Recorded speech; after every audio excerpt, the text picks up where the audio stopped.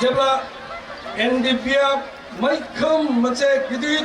सोमावसारदोंमोन बेखिनि समाव आंबो बे ओनसोलाव बे नोंथांमोननि ओनसोलनि बबेबा गामियाव आं थादोंमोन सोरनिबा न'खराव थादों सोरनिबा न'खराव जादों आरो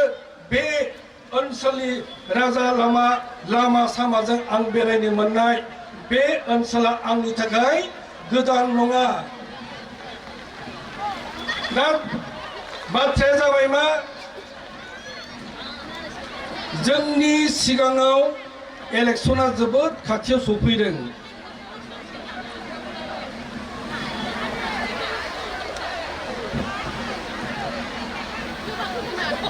जों बयबो मिथियो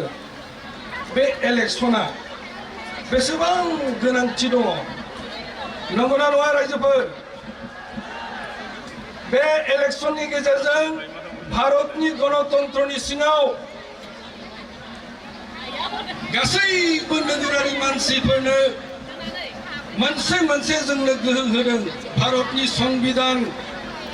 326 आर्टिकेलनि गेजेरजों साफ्रोमबो भारतीय नोगोरारिफोरनो मोनसे गोहो होदों मोनथाय होदों बे मोनथायानो जाबाय भट होनो मोनथाय गुबुन सुबिदाजों लोगोसे बे भट होनो मोननाय मोनथाया जोंनि थाखाय बिराद गोहो गोनां मोनसे अस्त्र जायजों जों गोसो जानाय जों लुबैनाय जों रावबो थांनाङा रायजो राजाफोर रावबो थांनाङा अखाया बारा हायाखै जोंनि प्रग्रामा साक्सेस जानांगौ আমার প্রোগ্রামটা সাকসেস হবো লাগে কোনেও যাব না লাগে जोंनि बे मोनफा जि मोनसे अधिकार जोंनो होबाय बे अधिकारा बिराद बेसेन दं पावारफुल बेसेन नोंथांमोना साननाङा जों गोरिब गुन्द्रा जोंहा जेबो शक्ति गैया जोंनि बे भटआ जेबो मैल्य गैया होननानै साननो नाङा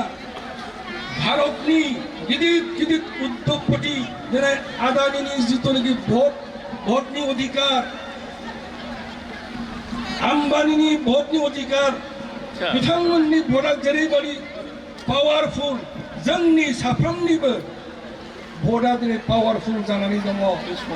खिन्थु दिनै जोङो बे गावनि बेसेन गोसा भटखौ मिसइउज खालामनायनि थाखाय जों मोजां बाहायनो हायैनि थाखाय जोंनि भटआ आदोर गैयै जानानै गोदाव सोराव जालाङो जों बाहायनो रोङा जोंनि गोहोखौ जोङो दिनै दिन्थिनो रोङाखै बेनिखायनो जोंहा जोंनि बे भटआ बेसेबां सांग्रांथि दङ बेसेबां गोहो दं बेखौ नोंथांमोना साफ्रोमबो बुजिनांगोन जाय भटजों जोङो सरकार दानो हायो जाय भटजों जोङो दिनै जोंनि लुबैनाय जोंनि हास्थायनाय बिजाथिखौ जों दिनै सरकार दाहोनो हायो दिनै जों मानो बासिदों जोंनो मानो केन्डिडेट नांगौ जों इलेक्शनाव मानो देरहाहोनांगौ बेनि मोनसेयानो जाबाय बिथांमोना जायफोर देरहानानै थांगोन बै देरहानाय बिजाथिफ्रा बिथांमोना एसेम्ब्लियाव जा पार्लामेन्टआव जा बिथांमोना जोंनि अभाब अभियोग जोंहा दिनै मा मोन्थाय दं भारत संबिजितखौ लानानै बेखौ बिनानै मोननो हानायनि मोनसे अधिकार जोंनो होदों दा जोङो बेबायदि समाव इलेक्शन समाव जोंनि मोजां केन्डिडेटखौ जुदि बासि हरनानै जोङो दैथायहरनो हायाबा जोंनो बे ओनसोलाव जेरै जों गोग्लैसोनानै थादों थिग बेबायदिनो आरोबाव गोग्लैसोनानै थाबाय थागोन बेनिखायनो बे सांग्रांथिखौ अन्नानै दिनै खेबसेखौ अन्नानै बयबो खस्थ' खालाम गेजेरजों रायजो राजाफोरखौ बुंनो गोनां जादों दिनै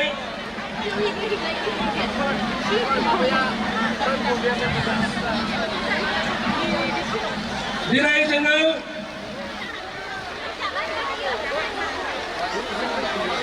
बिटिसि मोनबाय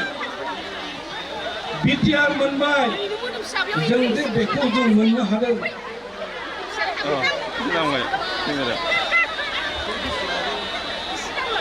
बेनि मोनसे बिथायानो जाबाय दिनै गासैबो बे बिटिआर ओनसोलनि रायजो राजाफोरनि मैखोम सेक्रिफाइसनि थाखाय दिनै नोंथांमोना साननो नाङा जों जि मोनसे सेटआप मोनदों बिटिआर मोनबाय बिटिसि मोनबाय बे मोननायनि गुदियाव दिनै नोंथांमोननि रायजो राजाफोरनि मदद दं दिनै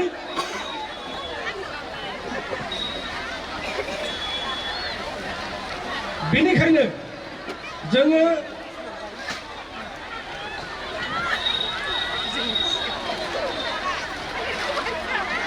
बे बिटिसिखौ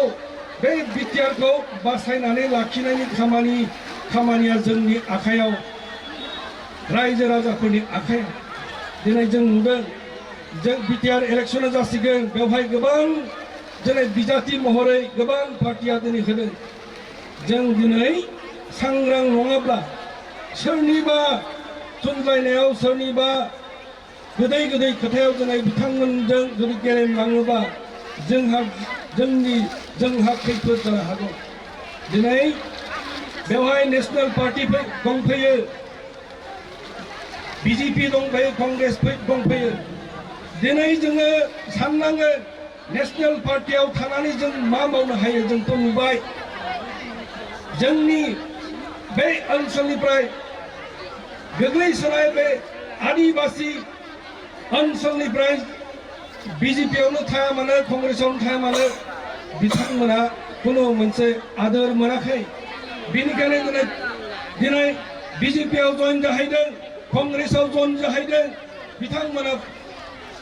गिदिंनानै फैफिननानै बे रिजनाल पार्टियावनो फैनानै बिथांमोना खामानि मावफिननो दङ आरो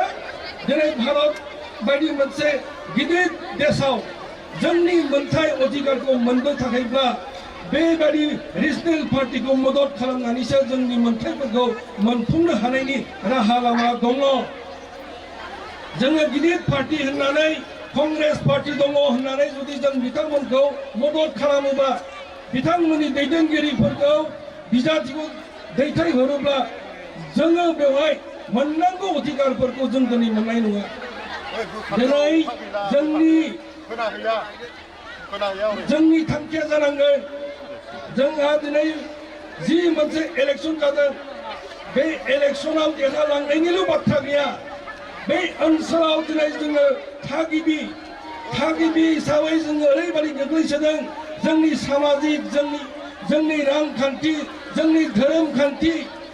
जोंनि राव हारिमु बियो दिनै खैफोद जानानै दङ मानि थाखाय खारना बेनो दिनै जोङो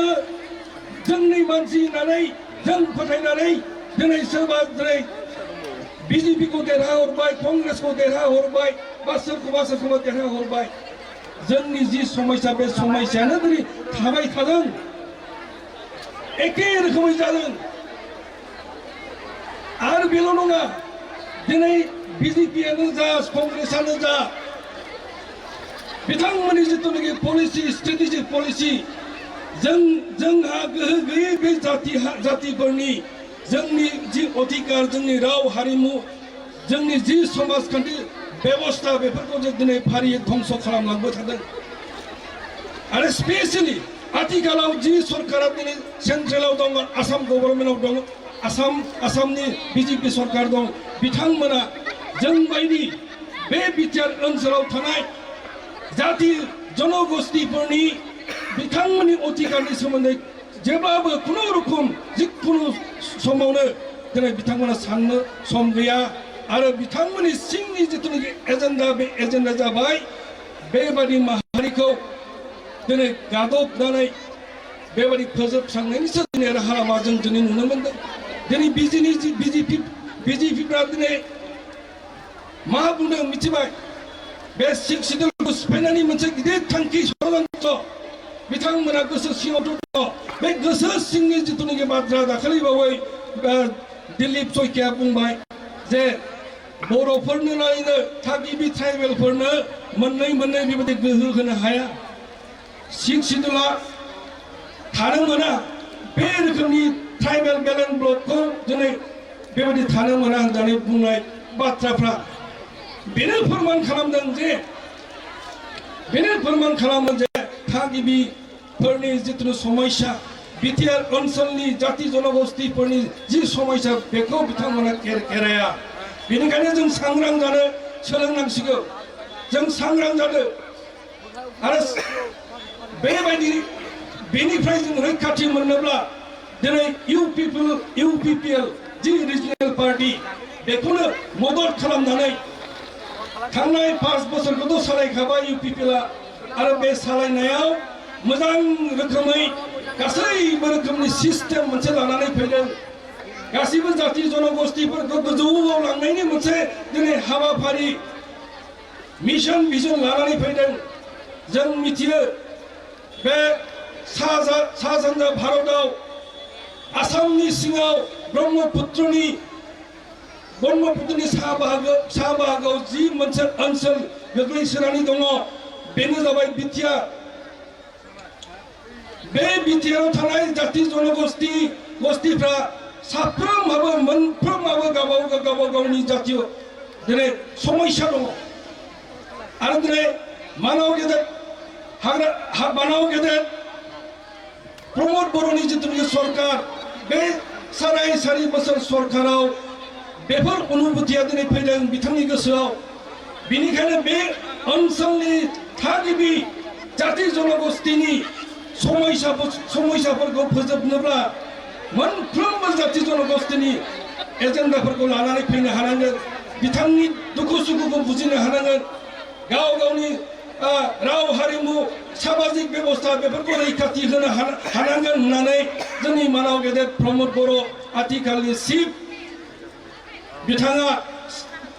बे बिटिआर ओनसोलनि 26टा जनगोष्ठीनि गासैनिबो कमिउनिटिफोरनि मोनसे दिनै भिजन लानानै फैदों आरो दिनै बे भिजना गासैबो जाति जनगोष्ठीफोरखौ बिथांमोननि गोसोखौ गोजोन होनो हादों आरो गासैबो दिनै आजावनानै लादों आरो दिनै बे खारननि थाखायनो बे खम समनि गेजेराव दिनै इउपिपिएलआ बिराद मोनसे सापर्ट दिनै आदाय खालामनो हादों रायजो राजाफ्रा दिनै फोथायदों वेलकाम खालामदों आरो आं बुंनो नागिरनाया बेनो जे एबार आरो खेबसेबाव मानाव गेदेर प्रमोद बर'नि दैदेननायाव इउपिपिएलनि सरकार जागोन बियो 100% दिनै जानानै फैबाय नंगौना नङा रायजो राजाफोर दिनै जोङो सिगां समाव गुबुन मोनसे रिजनेल पार्टीनि जोङो सरकार मोनदोंमोन बेनो जाबाय बिपिएफ दिनै नोंथांमोना मोनसे समाव बयबो मिथियो जे बिपिएफनि 17 बोसोर सरकार जानानै थांदोंमोन दिनै नोंथांमोननि बाथ्राखौथ' मा बुंनो बे बिपिएफनि 17 बोसोर सरकाराव खुनु मोनसे अनुभूति खुनु मोनसे एक्सपिरियेन्स खुनु मोनसे गोजोननाय आरो बे पार्टीनि सरकारनि जितु नीति पलिसि प्रिन्सिपल जेरै थिग बेबायदिहाय थख' जों दिनै नुनो मोनाखै आरो आं बुंनो सानदों जे बिपिएफआ दिनै 17 बोसोर सरकार सालायदों बे सरकार 17 बोसोर सरकार सालायनाय समा एसेल' नङामोन दिनै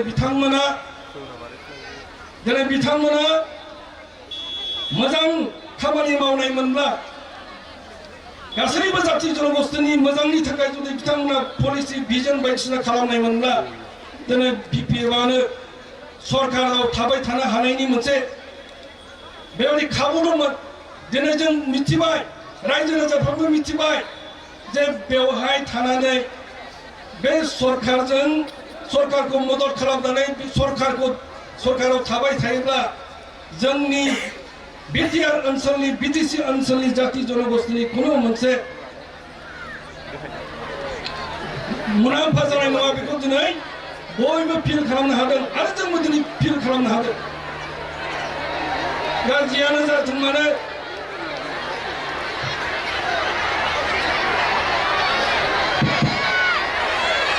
अन्नानै ओरै बयबो फैजोबदो जोंना हेलिकप्टार ओरै फैबाय ओरैसो जोंनिया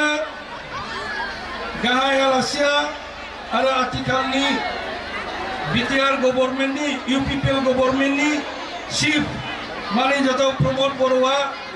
हेलिकप्टारजों फैबाय बिथाङा फैब्ला बे सरकारनि इउपिपिएल पार्टिनि गोबां खामानि बेसेबां मावनो हादों बेसेबां दिनै देरहासार जादों बेफोरनि सोमोन्दै मोजां खोथा बाथ्राफोरखौ खोनासंनो मोनगोन आं दिनै बेखौनो खावलायबाय जे फैगोन जि 22 तारिखनि इलेक्शन बिसायख'थि बे बिसायख'थियाव जेरैखि जाया आरोबाव इउपिपिएलनि सरकारखौ खालामनो थाखाय लाबोफिननो थाखाय दिनै नोंथांमोना बे ओनसोलनि रायजो राजाफ्रा मदद खालामगोन सापर्ट खालामगोन आरो जोङो खौसेयैनो देरहालांगोन बेखौ मिजिंथिनानै आंनि जिथुनाखि बिबुंथि बेखिनियावनो फोजोबथ'बाय गोजोन्थों मोनसे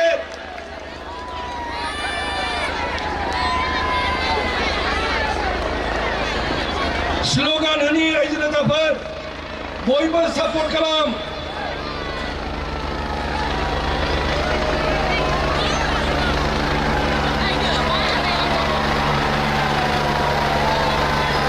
UPPL जिंदाबाद UPPL जिंदाबाद प्रमद बर' जिंदाबाद प्रमद बर' जिंदाबाद निर्मल कुमार ब्रह्म जिंदाबाद